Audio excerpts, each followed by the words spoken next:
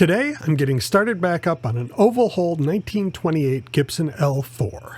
From time to time, customers will bring in guitars which need so much repair work that the cost of the repair exceeds the value of the instrument. For many customers, we're the last resort for this kind of repair, as many shops choose to avoid anything this complex and have turned them away. So sometimes, if the guitars are beyond economical repair, they'll leave the guitars with us instead of throwing them in the trash. Most of these guitars get donated to the repair school in Red Wing, Minnesota. The students use them as repair projects to learn with. But on rare occasions, one of these guitars will appeal to one of us enough that we will choose to keep it and repair it in our own limited free time. This guitar is one of those.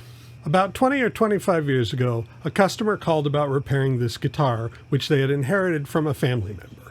Unfortunately, the cost of the repair was more than the value of the guitar, so they offered it to us, hoping that it might live again. This guitar had a list of issues, both common and uncommon.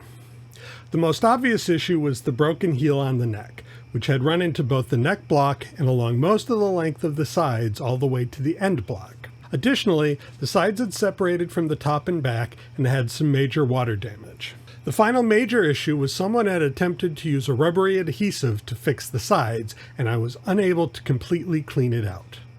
This last was the thing which really sealed the fate of this guitar. There was simply no good way to re-glue the sides reliably.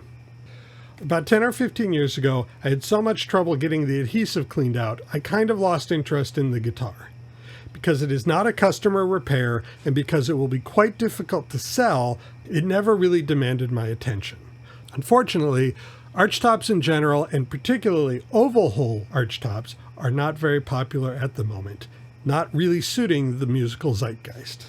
In the end, as I had feared, the only real solution to this guitar's problem is to completely replace the sides, and, as I discovered taking it apart, likely I will have to replace the neck block as well.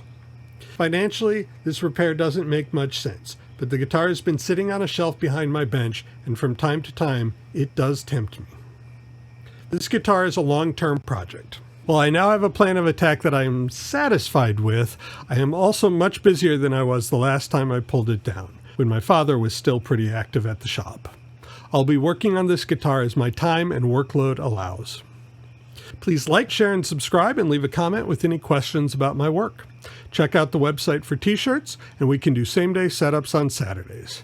Thank you for watching, have a nice day, and enjoy your guitar.